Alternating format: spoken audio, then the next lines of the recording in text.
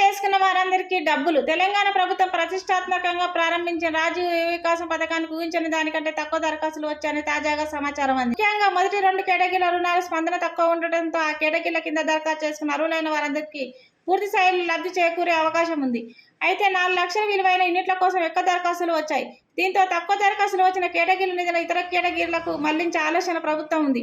అర్హులైన లబ్ధిదారులకు గుర్తించేందుకు ఆన్లైన్ డేటాబేస్ ఆధారంగా క్షేత్రస్థాయి పరిశీలన నిర్వహించాలని సంక్షేమ శాఖ నిర్ణయించింది. రాజీవ్ వికాసం పథకం ద్వారా స్వయం ఉపాధి పొందాలనే యువతకు తెలంగాణ ప్రభుత్వం ప్రత్యేకంగా సాయం అందజేస్తుంది.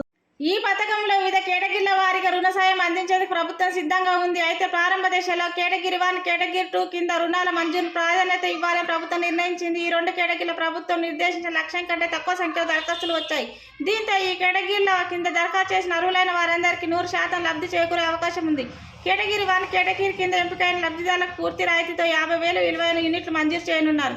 అదేవిధంగా కేటగిరీ 2 90% రాయితీతో 1 లక్ష విలువైన యూనిట్లు అందజేయనున్నారు.